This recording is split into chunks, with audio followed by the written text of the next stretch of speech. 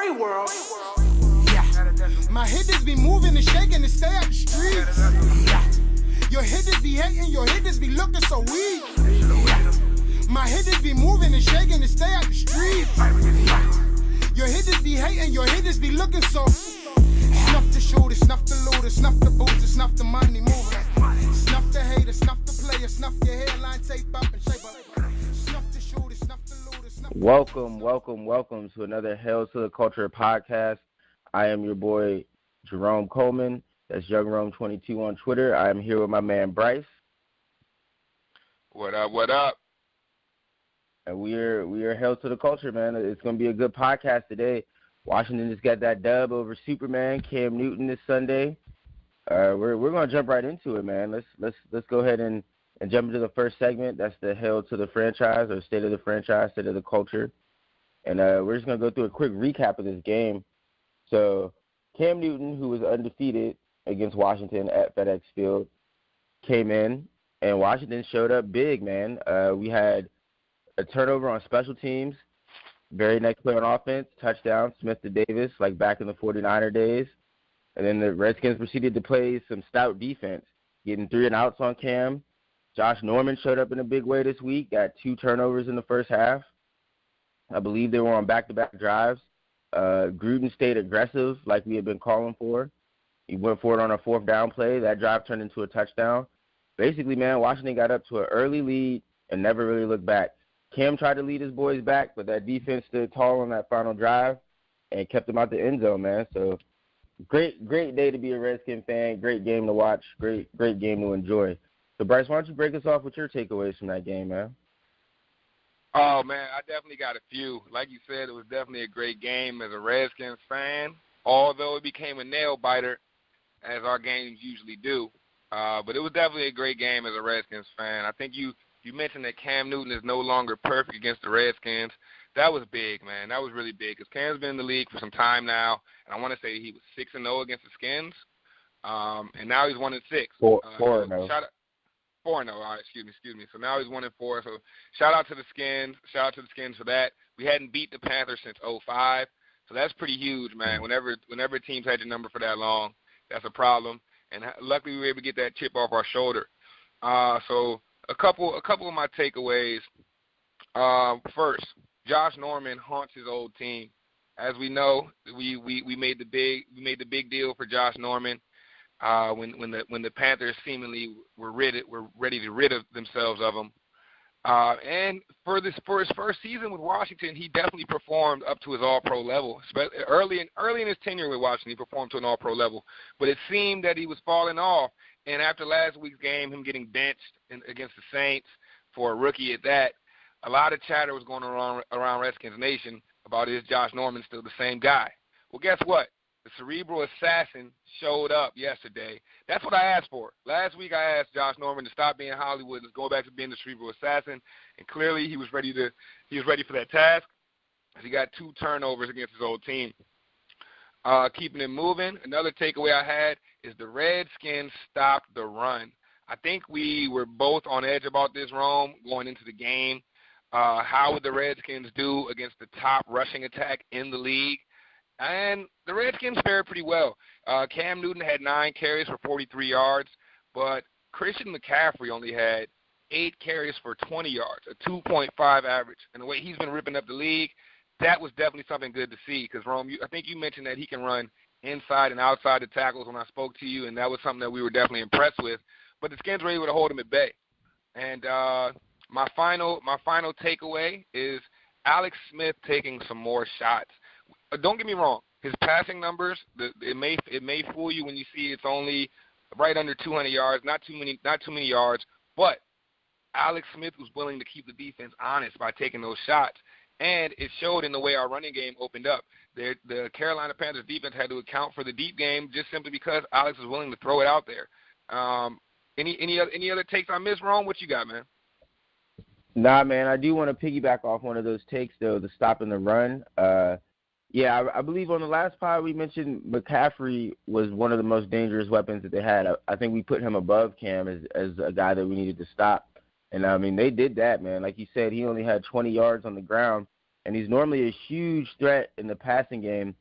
7 catches, but only 46 yards. So I think they definitely did a good job stopping McCaffrey in the run game and the pass game.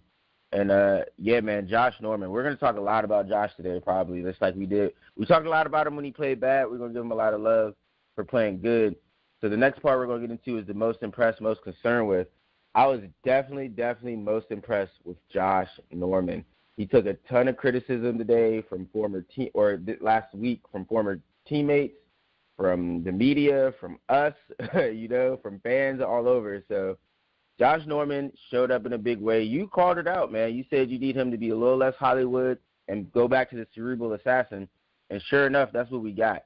When he punched that ball out of DJ Moore for that fumble, that's the Josh Norman that we all know and love. That interception was nice. It's good to finally get that monkey off your back. He hadn't had one since, like, Christmas Eve 2016. But he finally got that interception, and I'm sure it felt great getting it off Cam. But what were you most impressed with?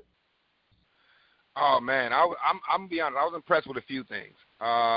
Let's start on the offensive side of the ball.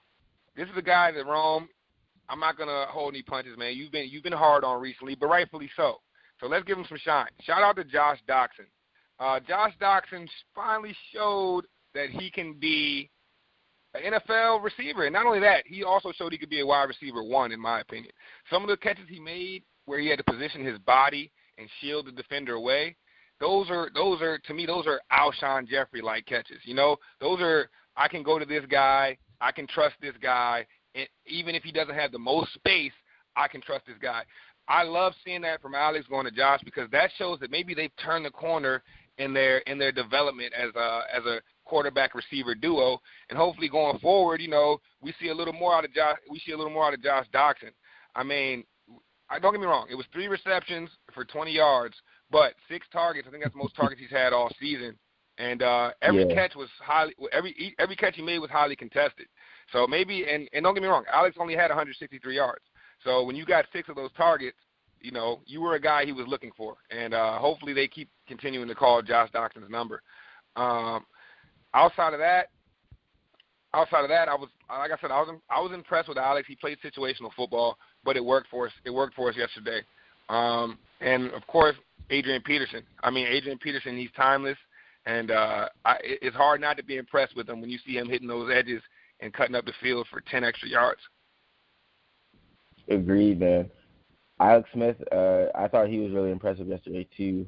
The pass protection wasn't all the way there. He kept some plays alive with his feet, kept looking down the field.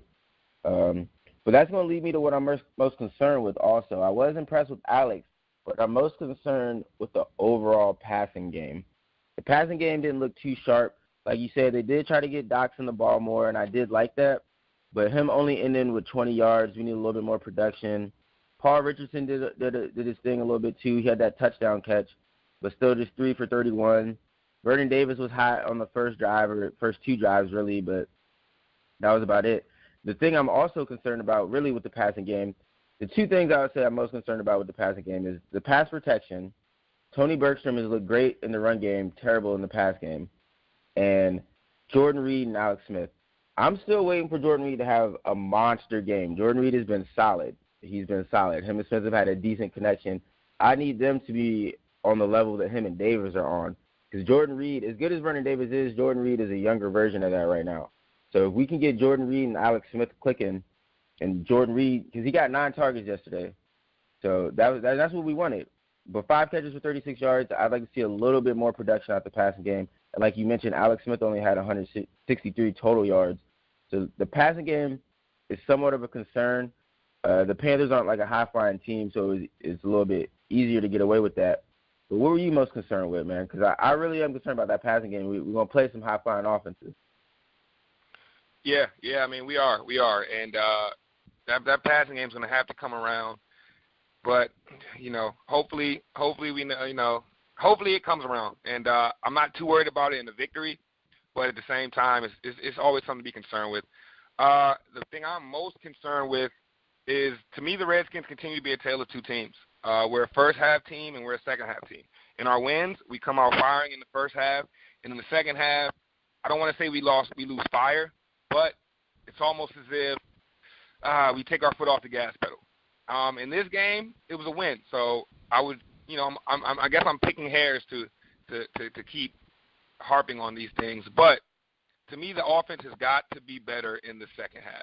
The team in general has got to be better in the second half. I mean, 6 points? 6 points in the second half, Rome? We get out to a 17-0 lead, and we win with 23 points on the board. Don't get me wrong, I'll take a W any time, but I need some more production. I mean, our defense, they were able to hold on the last drive of the game against Cam Newton. But I mean, if he scores that touchdown, we have no time on the clock to do anything. And that's because we left ourselves no time, and we took our foot off the gas. There was a couple field goal attempts that Jay Gruden could have taken at the end of the first half, definitely rings a bell, where he opted to punt instead. And to me, it's like, hey, keep your foot on the gas, get those 3 points, and you don't even have to worry about their last drive because you're up 10 instead of 7, or you're up 9 instead of 6, excuse me. But overall, not too much to be worried about. But if I'm nitpicking, I still need to see our team show up stronger in the second half. Honestly, man, I don't even think you're nitpicking with that. I mean, looking at it, we lost the second half. We scored 6. They scored, I believe, 11. So, I mean, you're 100% right, and I don't even think it's picking hairs because you got to win the second half to win the game most times. And like I was just saying, we're going to play some high-powered offenses. We got the Falcons. I know they haven't won a bunch of games, but that offense is still crazy. The Giants, I know they haven't won a bunch of games, but that offense is still crazy. But we can't expect our defense to hold everyone under 20 points. So they're going to need touchdowns in the second half, whether it's from AP or Alex Smith in that passing game.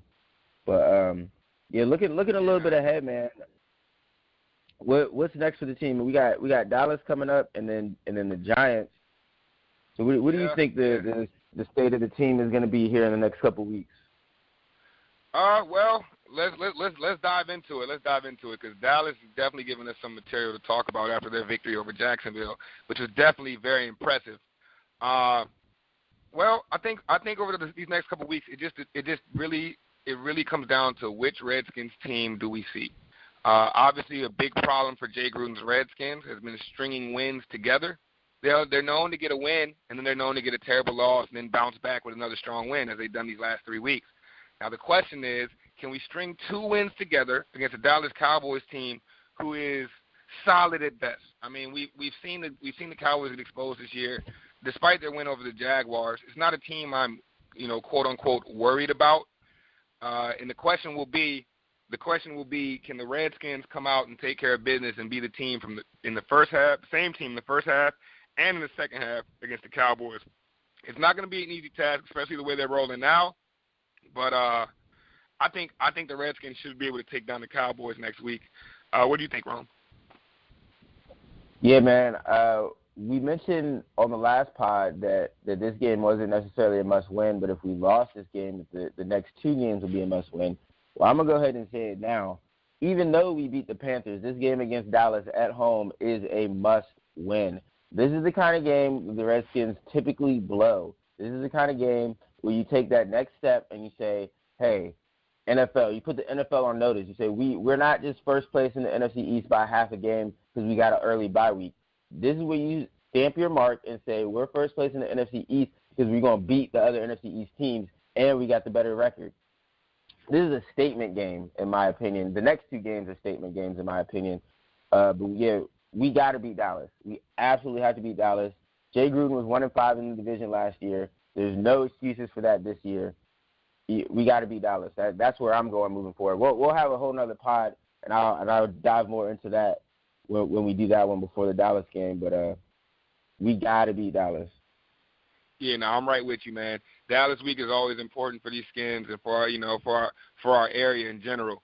It's going to be a big week, and we're going to need these Redskins to show up, man. It's a 4:25 game, so it's no prime time excuse. We're not in prime time. We don't got, how we do in that in those spotlights. Yeah. But hopefully we're able to have our first 2 wins in a row. We need this because once you get 2 in a row, that's the only way you can get to 3 in a row. And I do think if we get this second in a row against the Cowboys, we're sitting pretty against the Giants, who are definitely going downhill, to say the least. So let's keep it pushing and let's go over the whole landscape of the NFC East. Obviously, the Eagles and the Giants we had a nice little game between them in which the Eagles came out victorious. So how do you think the NFC East stacks right now? Do you think after the Cowboys' victory, would you put them ahead of the Redskins in the NFC East power rankings? Well, man, I was really going to ask you that because, you'd be breaking us off with the power rankings on the website. So I was really wondering what you were thinking, man, because it's tough. It's tough. I'll probably still give the number one spot to Philly. But it's tough to decide between Washington and Dallas, especially when they have this game coming up Sunday, because that's really gonna determine it. But I would probably edge Washington out just because our game against Carolina was a little bit closer. Also, Dallas lost to Carolina and we beat them. So I think Dallas's big win on Sunday was a little bit more a product of Jacksonville just not showing up. Yeah, I can agree with that, man. Jacksonville's offense is anemic, to say the least. I mean, their offense is terrible, and Dallas was able to take full advantage of that. So I would definitely I would have the rankings very, just the same as you do. Eagles 1, Redskins number 2, Dallas number 3, with the Giants number 4. And anybody that wants to get a little more information on what I think about these teams and where they're stacking up right now, definitely check out my NFC East power rankings today on the website. And if you don't know the website, goodasssports.com. But check out those power rankings, and see where your team stacks up if you're not a Skins fan. So, Rome, moving forward into the NFC East, do you think there's a team to beat in this division, or is everybody right around the same way? Are the Eagles separating themselves, or are the Skins proving that they're for real? Has Dallas turned the corner? Is there a team to beat, or are we all around the same general area right now? I would say the team to beat is still Philly. They're still the Super Bowl champs, so I'm going to go ahead and give them that respect. But that's why I said next week is such a huge game, because Washington and Dallas, one of these two teams is going to step up and be the real challenger to Dallas, or to Philly, rather. Because the Giants are done. We can forget about the Giants. They're done. They're probably going to be picking top 5 in the draft again, top 3 in the draft again. But as far as the other 3 teams, I would say Philly's the team to beat. I know it's Monday and we just got this big W, but not to hype this next coming game up too much. But this is big, man. This is big. The Redskins and the Cowboys both alike. We're gonna find out which one of these teams really is contending with the Eagles. Yeah, man, I agree with you, man. This is a big week for the Skins, man. And I've got faith. I got faith that we're gonna pull it out, man. So let's move back into the Skins game. Obviously, there's a lot of good to go around. I'd say at least a lot more good than there was last week. A lot more good things to talk about. So let's jump into some studs and duds from the game, man. Rome, Panthers, Redskins, man. Who are your studs? Who are your studs from that game? My studs for this game, I'm going to go with Adrian Peterson. 17 carries, 97 yards. He didn't reach the end zone, but at the age of 33, if you're averaging 5.7 yards a carry, I'd say that's pretty damn good. And not to mention the fact that he dislocated his shoulder Monday, popped it back in, had his wife help him with the rehab. I mean, he was saying that she was rubbing her knuckles and trying to massage him and do all kinds of stuff at 3 in the morning, 5 in the morning, just to keep that shoulder good. And he even mentioned a couple times during the game he had to have mind over matter to basically push through the pain. So, I mean, at the age of 33, AP still has that dog in him. He's still tough as nails. And, I mean, he's still all day. So what else could I say, man? Adrian Peterson is definitely my stud for this game. Yeah, rightfully so, man. AP showed up once again. He continues to be a godsend for the Redskins ever since Darius Geis moved down to injury. Sometimes I look at this season and I wonder, what would be our record without Adrian Peterson? And then as soon as I think that, I changed to another topic because I just realized that we might very well be 0-5 without the boy AP. So, man, let me jump into my stud, man. I got the cerebral assassin himself, Josh Norman. 2 big turnovers. Takeaways are always the difference in football games. If you win the turnover battle, you oftentimes win the game. And because of Josh Norman, the Skins won that battle and therefore won the game. So shout out to Josh Norman for getting back to his cerebral assassin ways. I said in my bro predictions last week, I predicted Josh to get a pick against his old team, and he doubled me up. He didn't just get a pick, but he got a forced fumble. So shout out to Josh Norman, and that is my stud for the game. Rome is moving to some duds. How you feeling about your duds, man? All right, so the duds is a little bit, I'm nitpicking a little bit. My dud is going to be the defensive line. Now, they obviously played well in the run game, as we covered earlier, but my problem with the D-line is the lack of a pass rush. For much of the game, until about that last drive, really, Washington was just rushing 4 guys, and they weren't getting home. A lot was said about the interior pass rush. When we drafted Deron Payne, they said, he's going to bring us a little bit of pass rushing skill. Jonathan Allen is supposed to have a little bit of pass rush. And Matt Ioannidis has looked good rushing the passer so far this season, just not yesterday.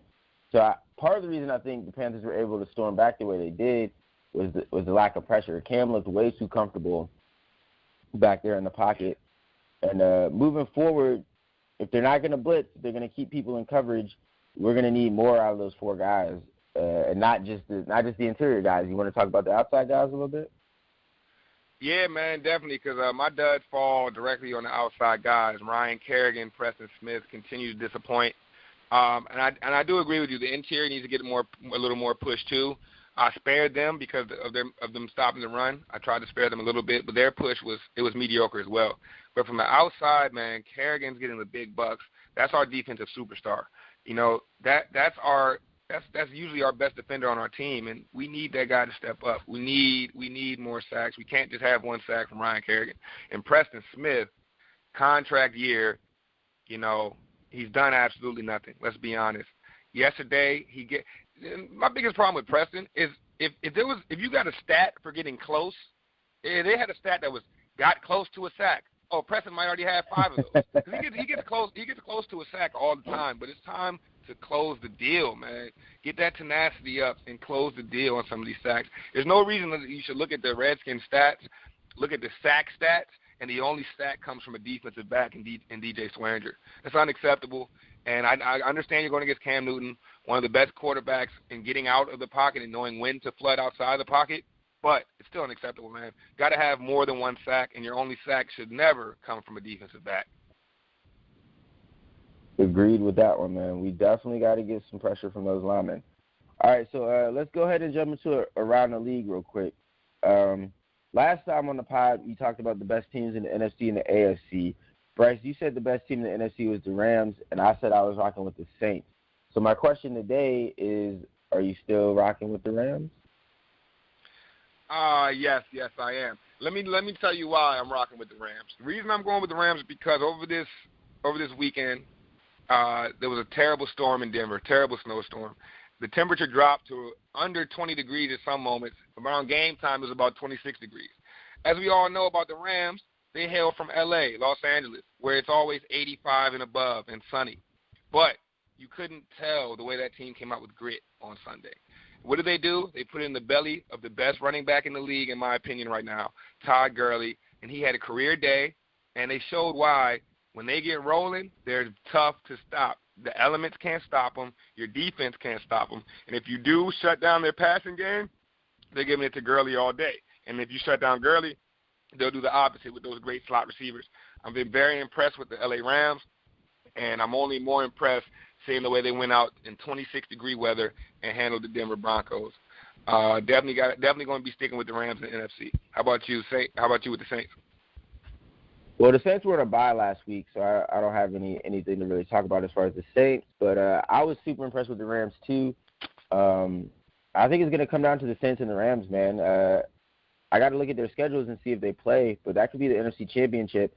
And the way that it's looking like that's going to travel through L.A. So everyone that was talking about the bad weather, the Rams undefeated, man.